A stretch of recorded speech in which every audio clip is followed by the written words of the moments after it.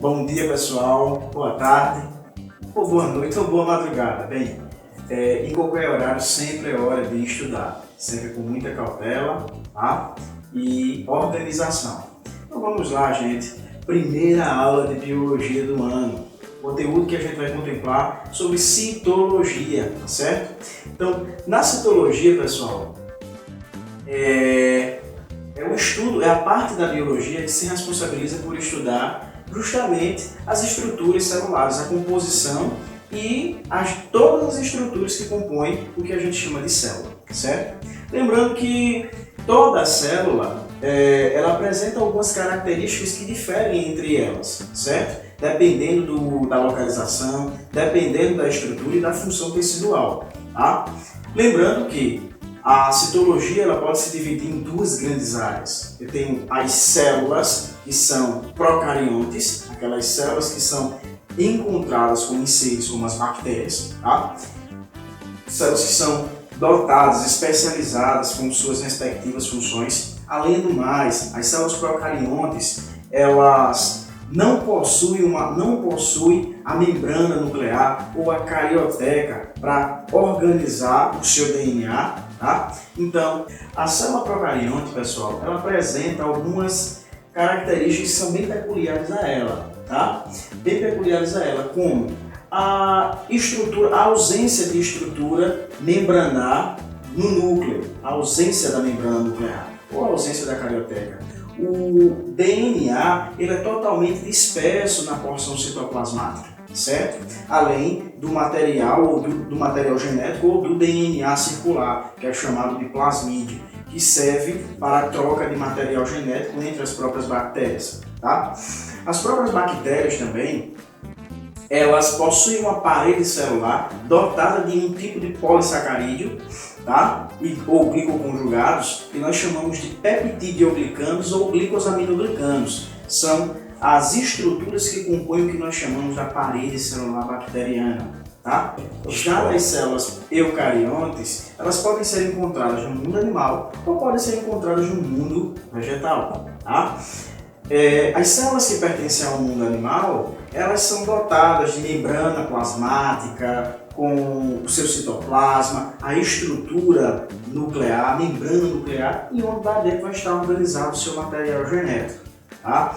Lembrando que na porção citoplasmática, ela vai estar recheada de estruturas organoides que vão desempenhar cada uma as suas funções para manter a integridade e funcionamento da célula. Já nas células vegetais, eu tenho uma dicasinha para você. Na célula vegetal, ela além da membrana plasmática, ela possui a parede celular rica em um polissacarídeo chamado de celulose. Essa parede celular, pessoal, ela oferece proteção e sustentação à célula vegetal, beleza? Então, pessoal, só lembrando, nas bactérias, eu tenho parede celular? Tem sim, professor. Na célula vegetal também tem parede celular? Tem sim, professor. Só que nas bactérias, a parede celular são os peptidioglicanos e glicosaminoglicanos. Já na célula vegetal, eu também tenho parede celular. Só que essa parede celular é revestida, é composta por um polissacarídeo chamado de celulose, tá certo? Ô professor, onde é que eu tenho mais parede celular entre os seres vivos? Nos fungos, tá? Nos fungos eu também encontro parede celular. As hifas que constituem lá as estruturas dos fungos são todas revestidas de uma parede celular chamada de quitina. Além deles, nós encontramos parede celular também quitina nos artrópodes, tá certo?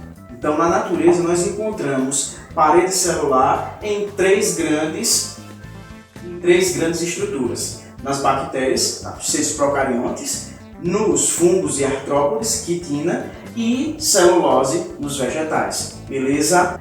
Pessoal, falando da primeira estrutura que compõe as células, a membrana celular, a bicamada fosfolipídica, tá? É composta de proteína, carboidratos e lipídios, tá certo?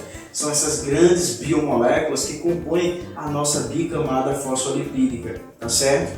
Além disso, a própria membrana plasmática, ela é recheada de canais proteicos que facilitam os mecanismos de transporte de substâncias da célula, de dentro do interior da célula para fora da célula, do meio intracelular para o meio extracelular e do meio extracelular para o meio intracelular.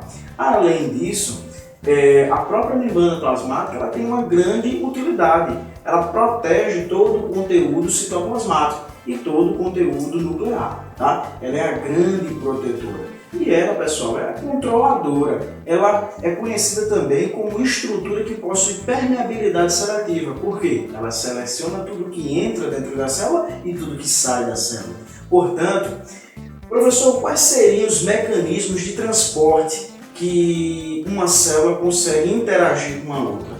Da mesma forma que eu estou falando com vocês, e vocês obviamente estão me ouvindo, estão raciocinando, porque a gente fala por meio de uma língua, as células também elas se comunicam. Só que qual é a linguagem, qual é a comunicação dessas células? Uma comunicação totalmente fisiológica, pessoal.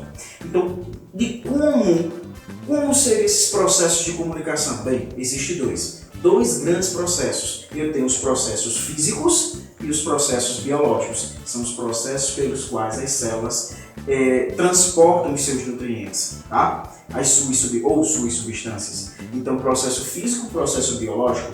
Dentro dos processos físicos, são todos os processos físicos que não ocorre gasto de energia ou de ATP, adenosina trifosfato, atenção total para o seu professor, tá?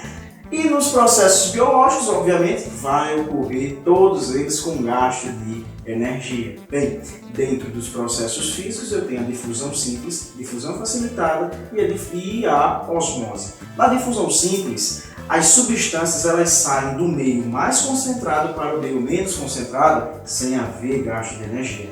Na facilitada, ela sai do meio mais concentrado para o menos concentrado sem haver gasto de energia. No entanto, ela precisa de uma proteína que fica na membrana plasmática que seleciona as substâncias que vão entrar ou sair.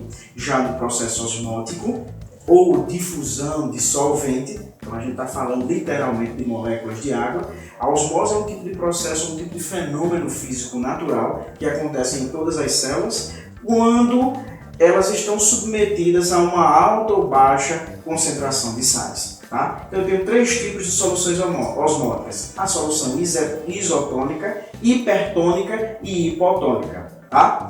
Na próxima aula falarei mais sobre esse tipo de solução.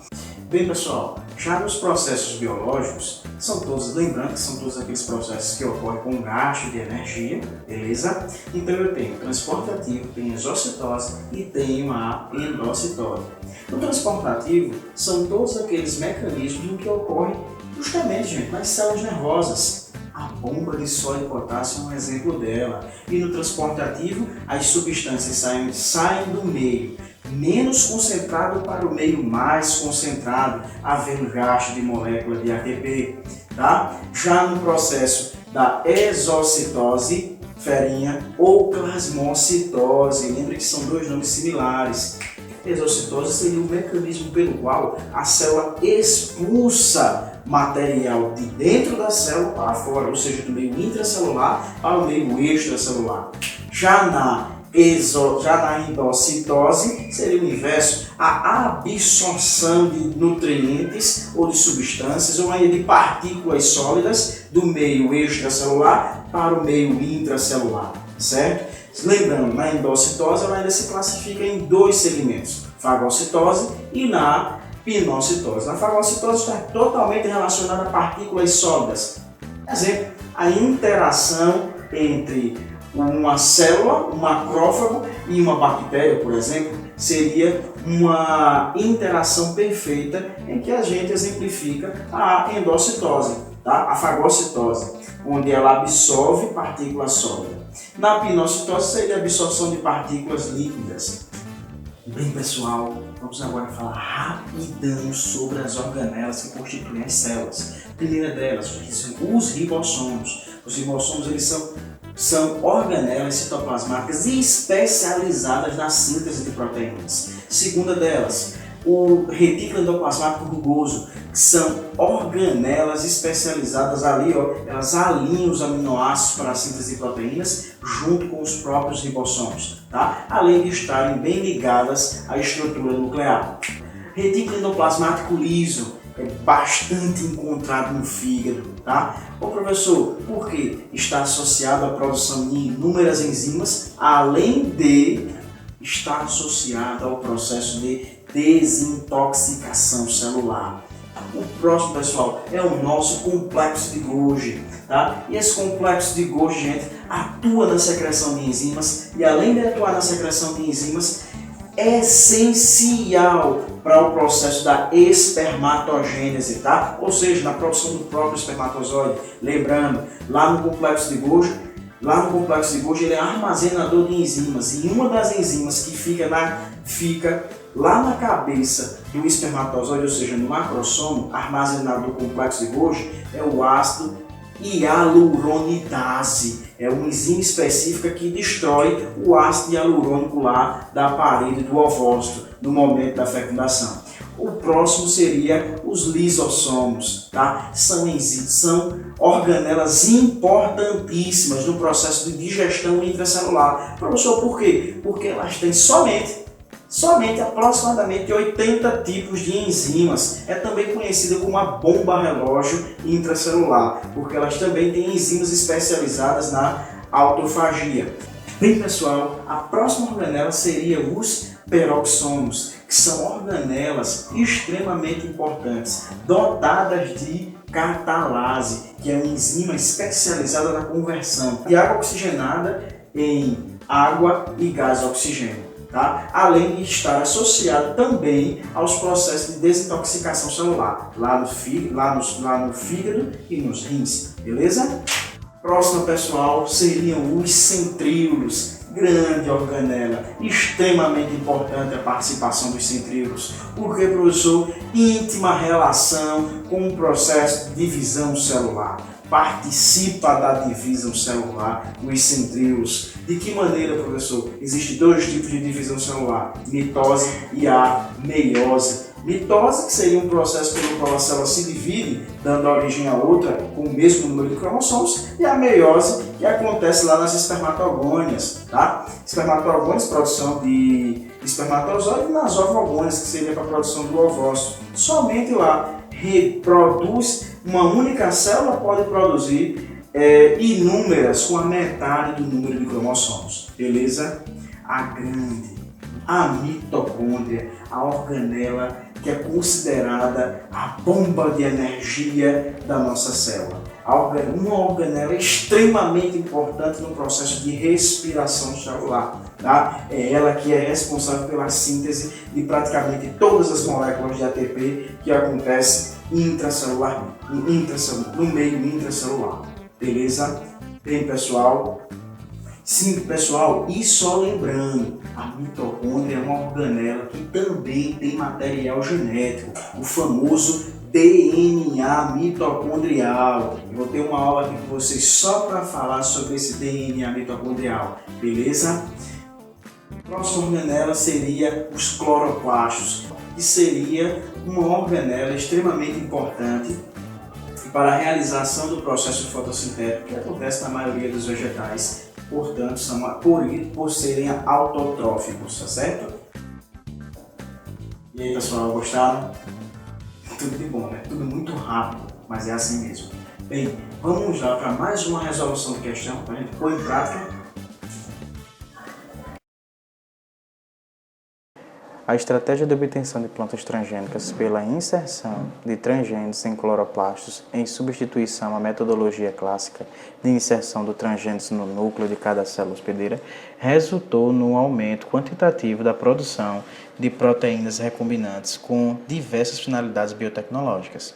O mesmo tipo de estratégia poderia ser utilizada para produzir proteínas recombinantes em células de organismos eucariotos não fotossintetizantes, como as leveduras, que são usadas na produção comercial de várias proteínas recombinantes e que podem ser cultivadas em grandes fermentadores. Considerando a estratégia metodológica descrita, qual organela celular poderia ser utilizada para a inserção de transgênese em leveduras? Pessoal, a organela seria a mitocôndria, porque de todas é a única que possui o DNA mitocondrial. É isso aí, pessoal. Obrigado por ter chegado até o final. E bem, dê um like aí, dê uma curtida aí no Facebook e não esqueça de assinar o meu canal Biologia no Cotidiano. Vem pra cá, eu te espero aqui, que tem muitas novidades para a semana que vem. Valeu!